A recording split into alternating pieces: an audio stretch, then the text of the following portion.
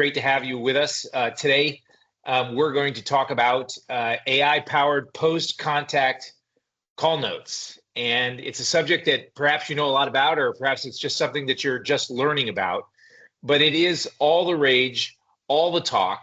And I don't care what anybody tells you, if you're interested in AI and you're interested in AI in a contact center and you're looking for the place to start, this is the place to start. I'm Michael Tamer. I'm CEO of Proponisi.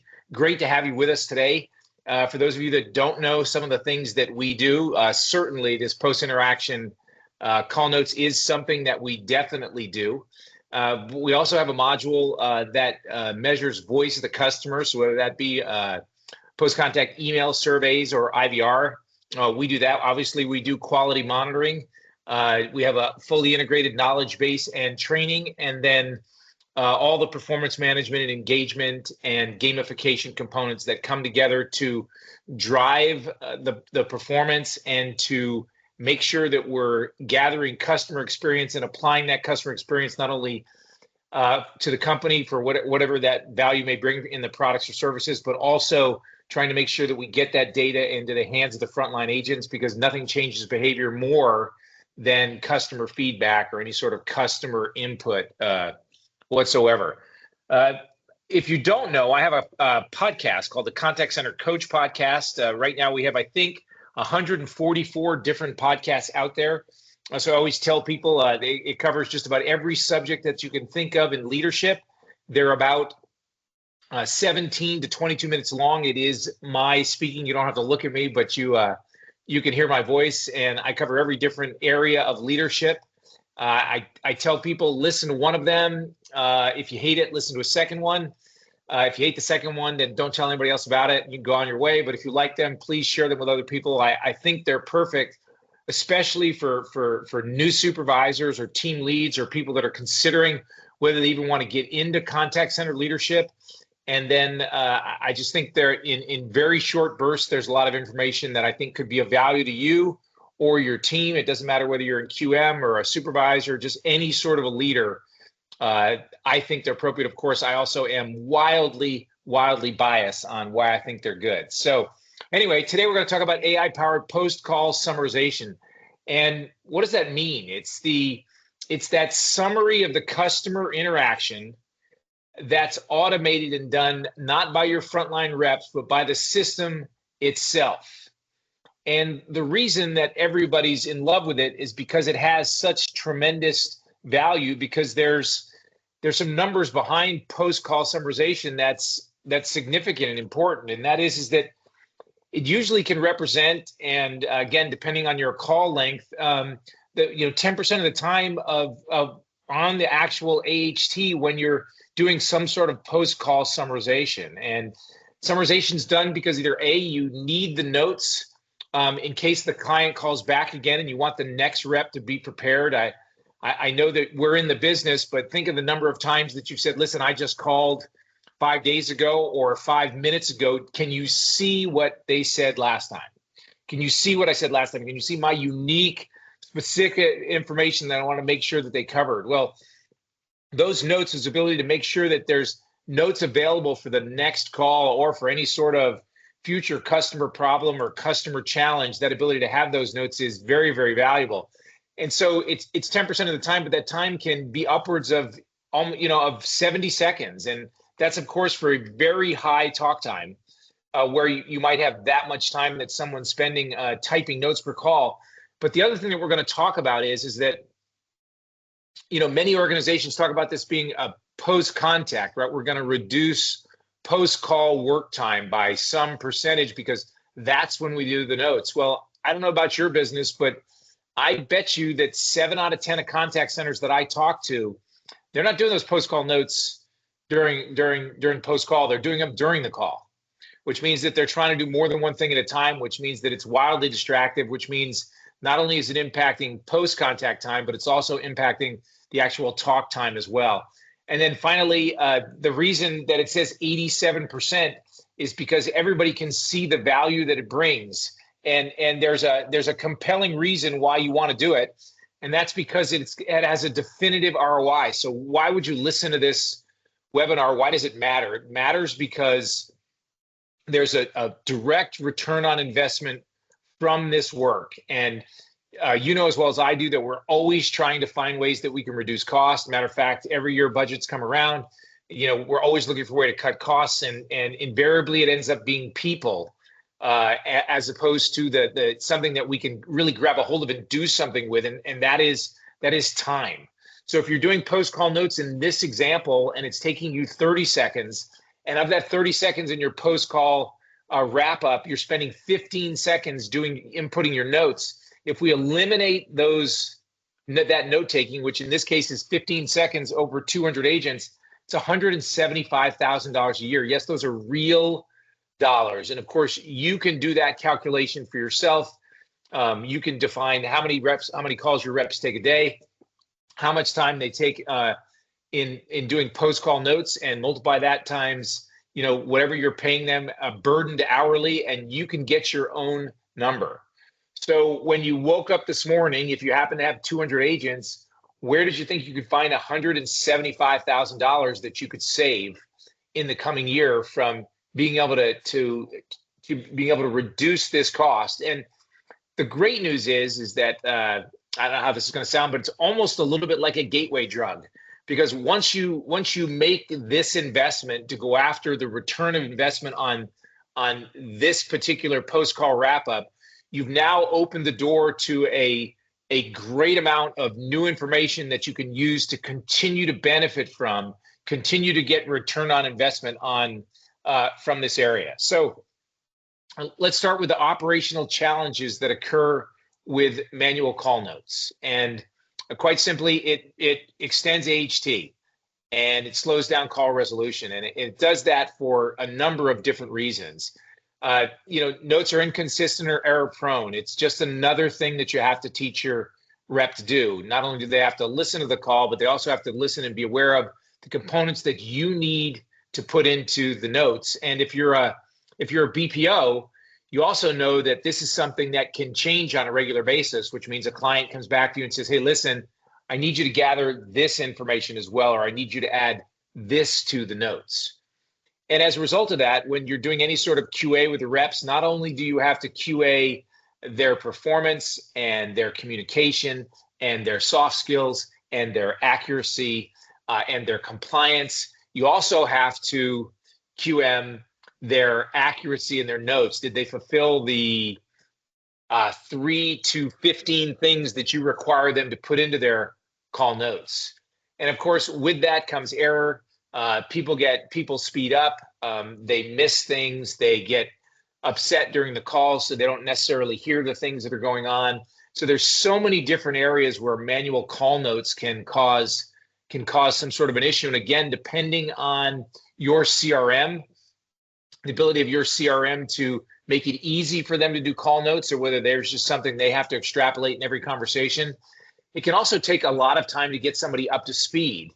And further challenged by these manual call notes is, and I've seen this over and over again, if you're an organization that pays your reps around AHT, and some do, some don't, then one of the ways that these folks reduce their AHT, because they know they're bonused by it, they know that they've got 15 seconds in post-call wrap, or you've designated some sort of time for them to do the notes. They figure out pretty quickly, well, if I can just find a way to squeeze those notes into my talk time, then I know that I'm going to get my bonus because I can just jump right through the post-call notes. Well, now instead of them doing it after the call, they're doing it during the call. And maybe you're an organization that already allows them to do the manual notes during the call, but we all know that that is distracting. It definitely takes away from their ability to listen and takes away from their concentration. So how does AI summarization work? Well, it's pretty simple. Technology, you install technology that transcribes the call either in real time or post-call using speech recognition. So what the system is doing is it's listening to the conversations, and then it's developing some sort of a transcription associated with that call, which means literally it is producing all the verbiage associated with that call. And the difference is you can get that transcription live, and something else that we do that allows you to do real-time guidance where you're actually in the call and you're able to participate in the call and direct and encourage and do all the things that you can do to help the rep out. Or it's done in a batch process, which means when the call's over with, as it's been recorded, it's transcribed, and then you take that transcription and you apply AI to it, and it identifies the issues and resolution and sentiment and all the relevant details associated with the key elements of that call, again designed by you as to what it is you're looking for to generate the summary. So you have the ability to set up exactly what the summary information is that you want the AI to be able to extrapolate or take from your call. And this summary then is produced in 4 to 15 seconds. And you can hold me to the live number because that's about what it takes in live. When we start talking about batch and latency, and depending on the recording device that you have and what you're using, that can change. That can change on the back end as to how fast we're able to have that summary available, and then to deliver it and put it back into your CRM, or present it back to a rep if a rep needs to look at it, or you want them to look at it before it gets loaded into your CRM, or again based on your restrictions. Of course, that will cost you time accordingly. That will cost you time if you have to present it to the rep first, or they have to take a look at it, or you want them to take a look at it. You're obviously going to reduce the amount of time benefit that you receive. So I told you how it works. Let us show you how it works. So I'm going to turn this over to Scott, who's going to take over and show you an example of this in action. Thanks, Scott, Michael. you there? Yeah. Let me go ahead and share my screen. I'm just going to connect to a backend API page to kind of show you what would be happening in this. Let me share my screen here. And what this is showing is it's generating a transcript from a call recording of an agent in a contact center. I'm just going to go ahead and submit that through these APIs. Again, we have REST APIs that can connect into your ACD to connect to a stream and be able to do the transcription in real time and assist the agent and take action during the call. But in this example, I'm just going to take a pre-recorded call and run it through some APIs, which this is a transcript of the call. This is the summary, which is what we're talking about today. And this is in a format we were testing with a client that they wanted it in this particular format.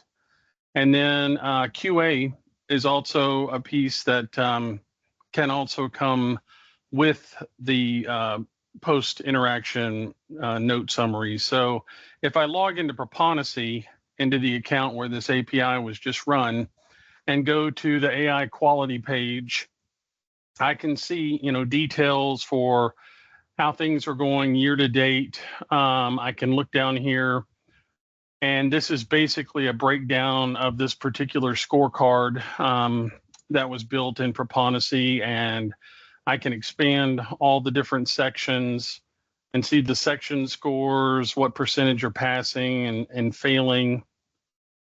And then if I wanted to drill down to a specific evaluation, which I'll go ahead and do, the most recent one should be the one we just did for Kayla.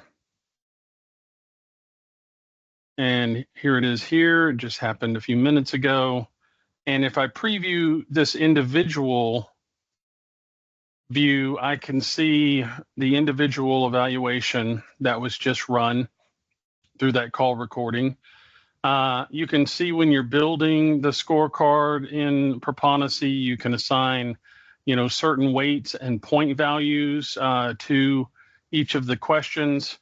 You'll notice in here too that when it's doing the QA piece, it's giving the rationale for why it gave the answer it did. So you can, refer back to the transcript, and you can have, certain questions that maybe result in an auto fail of a section or fail all.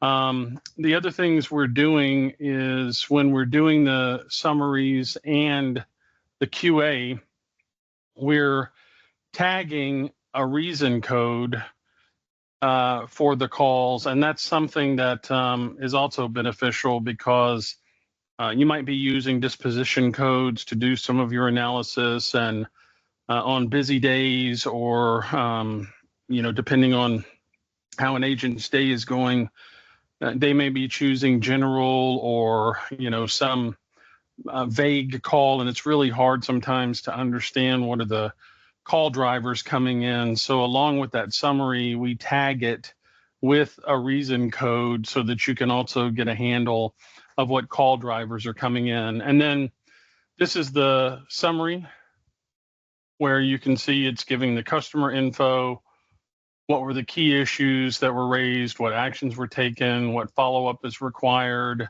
and what the customer sentiment and how they felt about it was the other piece. And again, this is sent back immediately after the call through a REST API that allows you to consume that data into your call note platform and have those details in there. There's also the full transcript that you could view and download inside the application. And then you can also hear the recording of the actual call. And again, those notes will be in whatever format that you feel is best. We'll work with you on the form. And then if we're enabling the AI QA, we'll work with converting your scorecards and showing you how to transform those into an AI version of your scorecards, and you have control over, how those scores and weights and sections and everything would work, as well as compliance related issues. And then you've got a variety of reports inside the tool. And while this might not necessarily relate to the call notes, because we're getting this transcript data and have all the information for what's happening in each agent's calls throughout the day, along with the summaries, along with the QA assessments that it's performing, there's a lot of performance-related data that the application is able to leverage to kind of motivate and update the employee as they begin their day.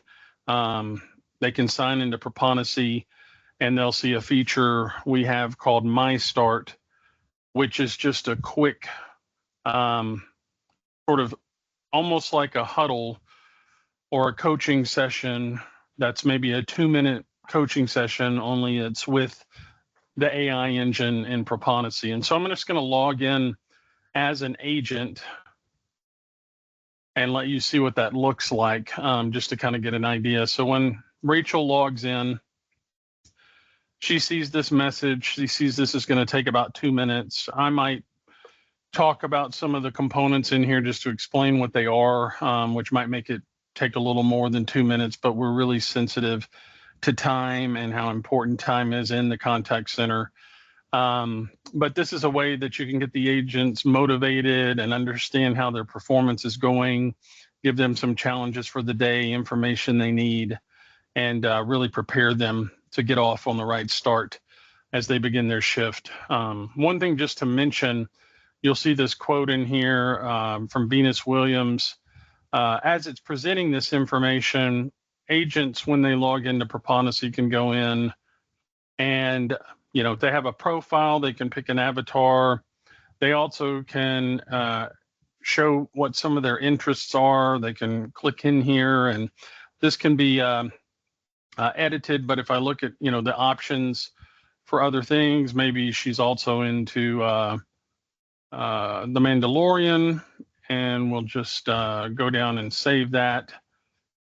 And so when the AI is engaging with Rachel, it's going to use those interests, and you'll see that as an example. But we'll go ahead and click forward. So in addition to the data that we can get out of the call transcriptions and being live in those calls and knowing how long the calls last and what target goals are, we can get a lot of data, and then we can also consume data directly from your workforce management tool or ACD details.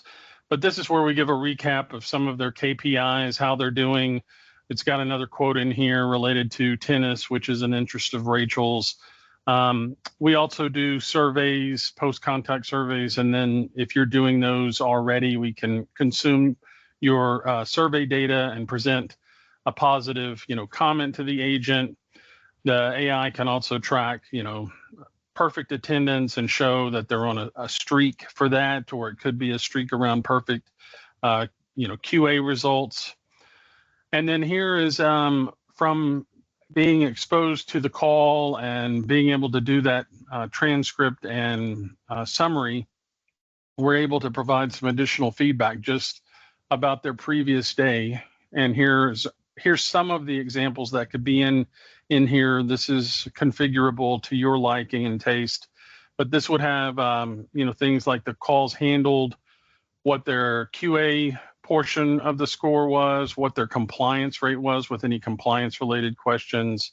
It'll give them some details of things to focus on, tailor-made to the things that the AI observed in their previous days, call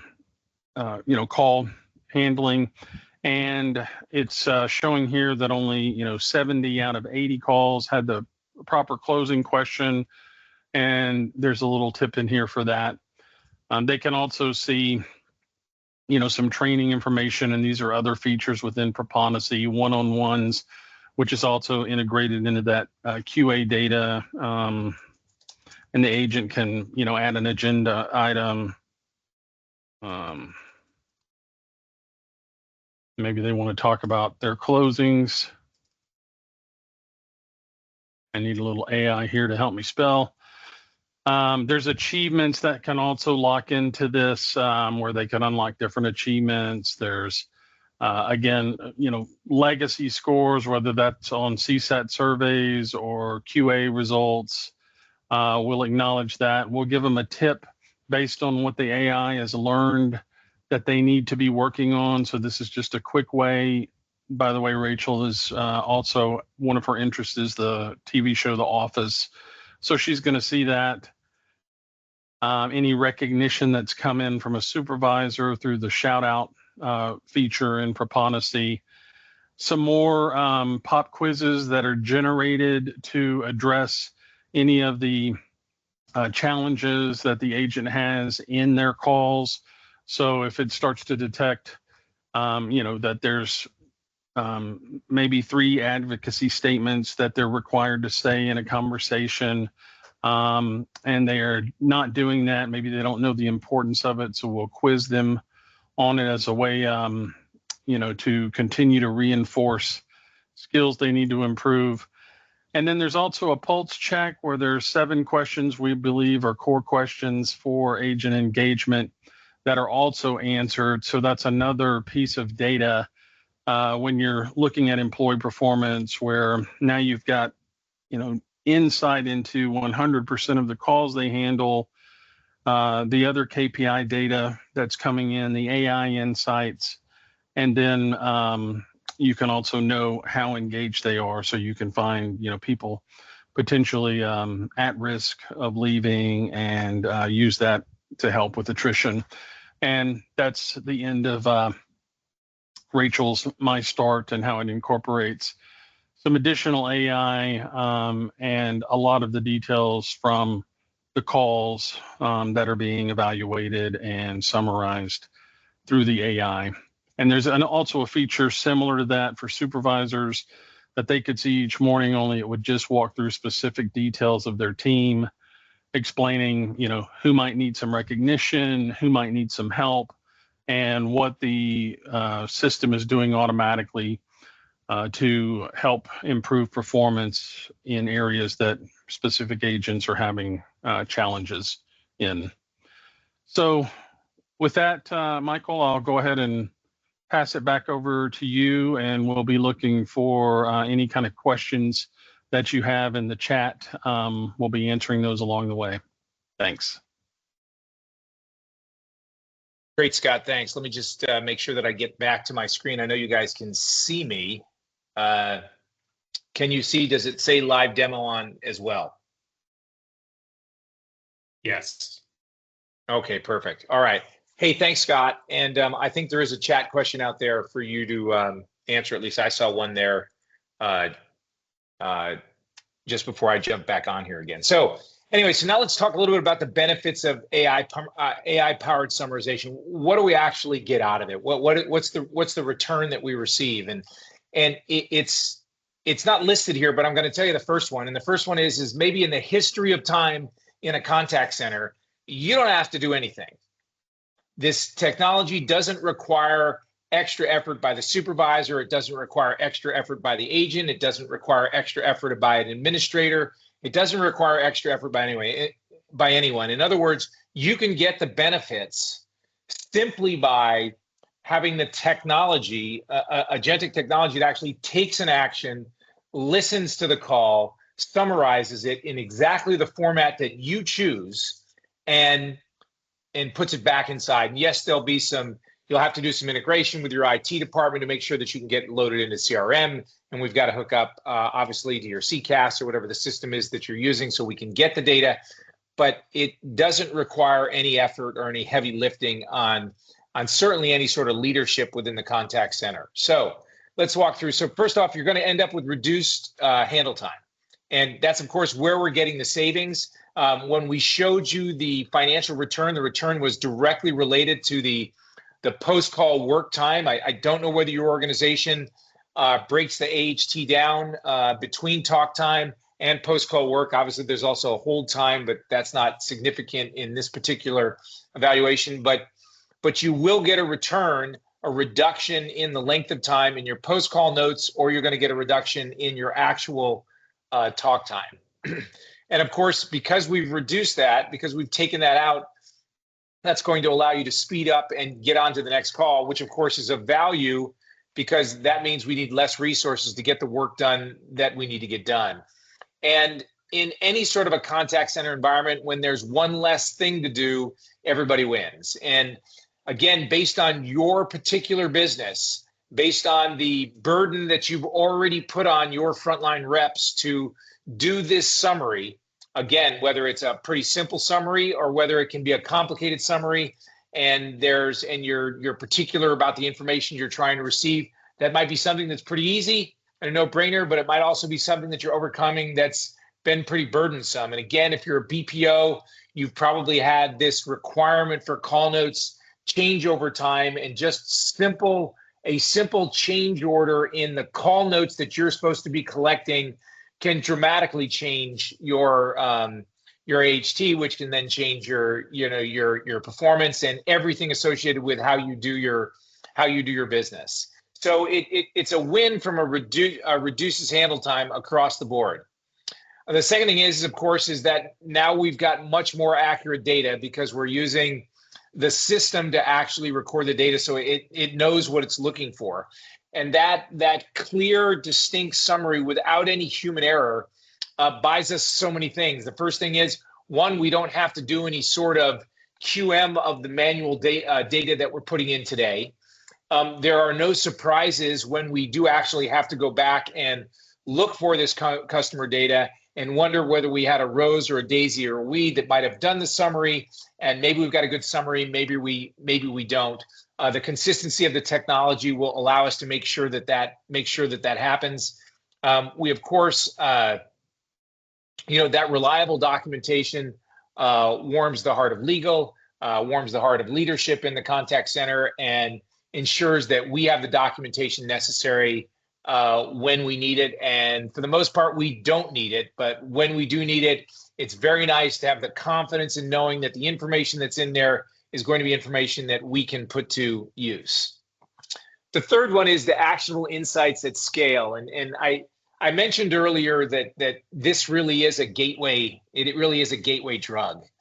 And it's a gateway drug because of the fact that the moment that we make the investment to do the transcription in order to get the return on investment that we're going to get from the post-call interaction notes, we've now opened up the opportunity to see things that we've never seen before. And as a result of this data, it gives us an opportunity to do things that we've never done before. And so I want to start with the fact that for many contact centers, you already have far more information than you ever dreamed of, and you don't use half of it, and you don't look at half of it. And you don't look at half of it because you don't have the time.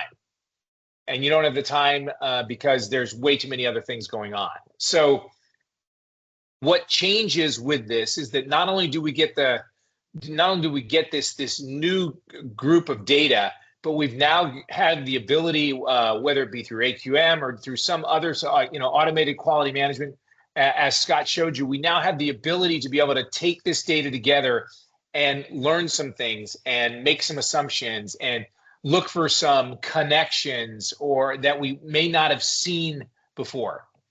And that new opportunity with data then creates an opportunity for us to change how we coach, to change how we train, to change potentially the self-service that we're doing and the opportunity with self-service. And invariably, more information gives us a better opportunity to make smarter, better decisions.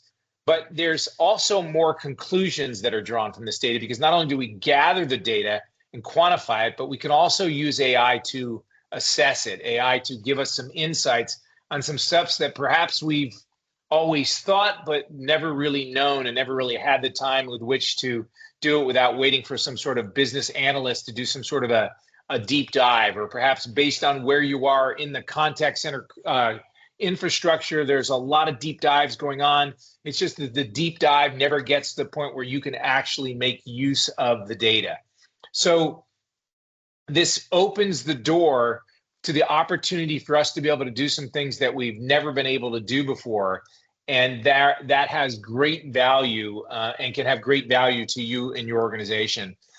And then finally, it does create a better agent experience. And it creates a better agent experiences on so many different levels. So at its simplest, we're offering them the opportunity to do one less thing, which means they need to learn one less thing, and they need to repetition-wise do one less thing. And that in and of itself will drive some agent engagement, some better positive agent feelings about the things they're doing. They'll be less stressed. They'll work a little less hard in this particular area. And again, depending on whether you have an organization that they're doing those notes in the post-call wrap, or like many, you've got them doing it in the call, it's going to allow them to focus more on the things that matter, which is listening to the customer and being more in tune, rather than trying to make sure that they're doing two things at once, which then creates the distractions and ability to get the information correctly down that you want. Of course, still be able to converse with the customer. This whole concept of AI, as depending on how you look at it, it's a glass is half full, glass is half empty. So I'll talk to people in the industry that'll say, you know what, there's not going to be any more people left. We're going to remove all jobs. Everything's going to go away. These AI bots are going to take over, and there's going to be no human beings involved. And then the other side of it is, these bots are going to be so bad, and they're not going to be able to do the things that they're going to do. They're just going to create a big mess. And the stress of the reps not knowing whether they're going to have a job or what they're going to do, it's going to make it hard for us to hold on to people. And none of those are really right. And time will tell what the impact will be. We do know that we have a long history, decades of history of taking calls off that are simpler and offloading them to IVR or some other live self-service. And when we've done that, in every instance that we've done that, we've still had an enormous amount of people still answering the phone, still solving more difficult problems. where we took a turn for the worse, where we lost our way, and it's still lost our way, is that in the inception, we were looking for faster, better, cheaper offloads. You've heard me tell this story before if you've ever listened to one of my webinars, is that in the early days, it was bank balances, and clients just wanted to know how much money they had in the bank, and they didn't really want to wait in queue to do it. So they developed an IVR that allowed them to get faster through input a security code, and they could get their balance almost immediately. It was faster, better, cheaper. Everybody loved it. I mean, you couldn't wait to get to an IVR so that you didn't have to sit there and wait online to talk to somebody just to find out how much money you had in the bank. But somewhere along the lines, when we realized that we could take those calls away from the people, we started saying, well, man, there's more things that they can do. And not all of them have been faster, better, cheaper. So here we are some 30, 40 years later, and people hate our IVRs. They hate them because they get forced into them. They don't want to be in them. They prompt through. They can't really get the answer that they want. And they hit the keys, very hard if they don't have the ability to be able to say them. And they get frustrated very, very quickly and just start saying agent, operator. Again, because we've lost sight of the fact that we either haven't thought it out real well, or it's not faster, better, cheaper. But with the advent of AI, we have the opportunity to come back around and have faster, better, cheaper. And what if we could offload more of these repetitive, mind-numbing calls?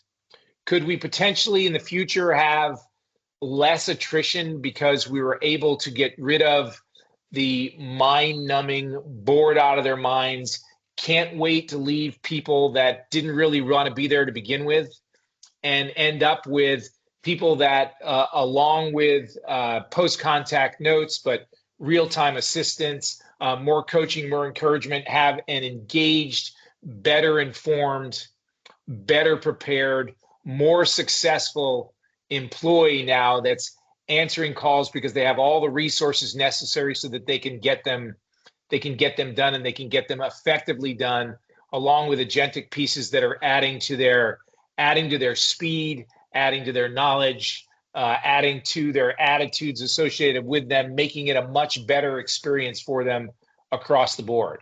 So this better agent experience comes from simply being able to offload a task that we can turn around and, of course, have great value and get a great financial return from something called post-interaction support. I think it was my third slide that said that 87% of the people in 2025 are going to be moving towards that. And I don't remember where that quote came from. I don't know where you are in the process of being part of the 85%, but I cannot encourage you enough to identify what the financial return on investment is for you, and then to look for someone, hopefully us, to be able to come alongside you and help you through this process, to help you reap the benefits of post-call interaction support. So with that, I'm going to open it up for questions that may have been there. I can't see them, guys, so if there are some, please let me know what they are. We'll be happy to answer them.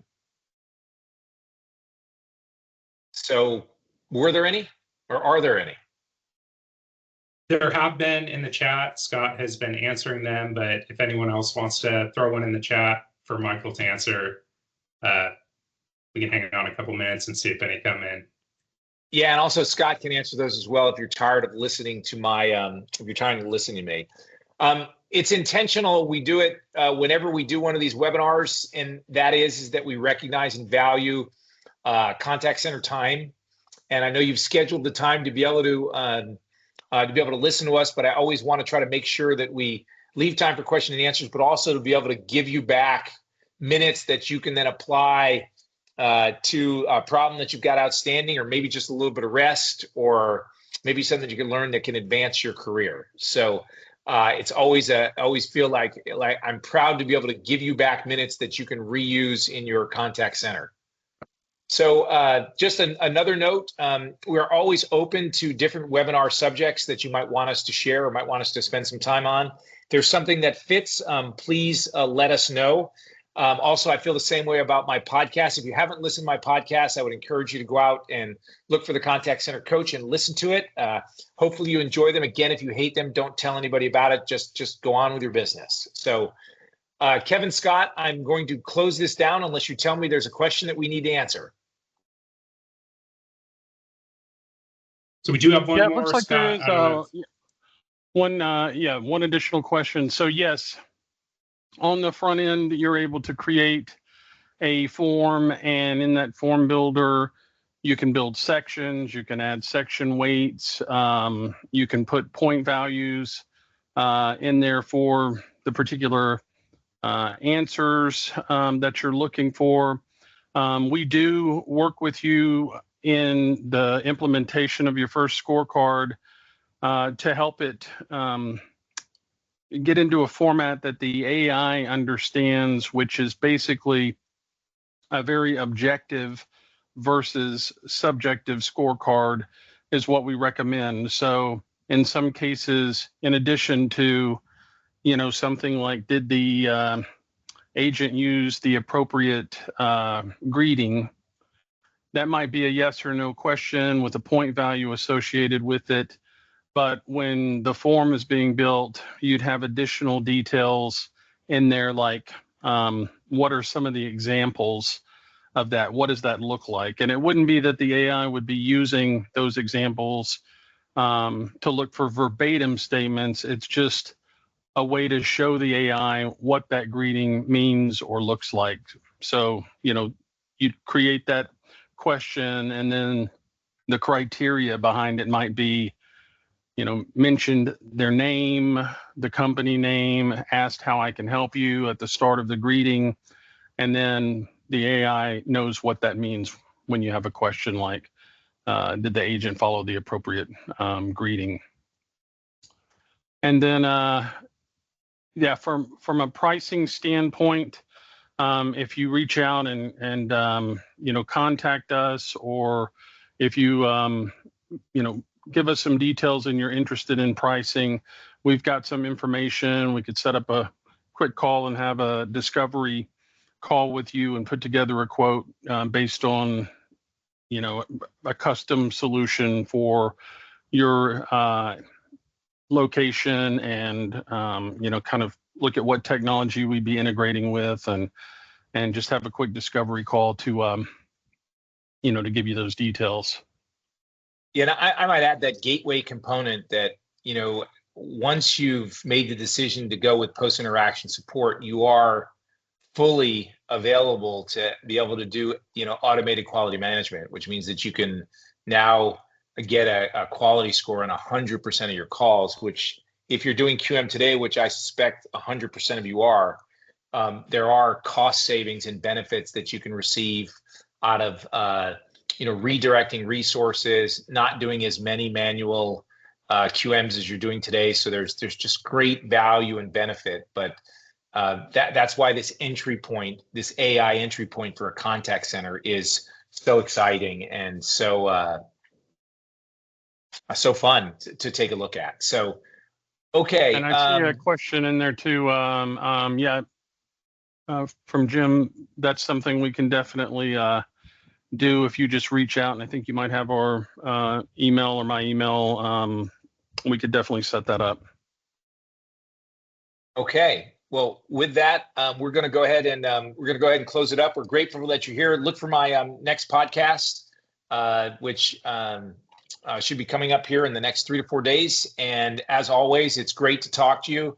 It's a privilege and a pleasure. If there's anything we can do for you, please reach out.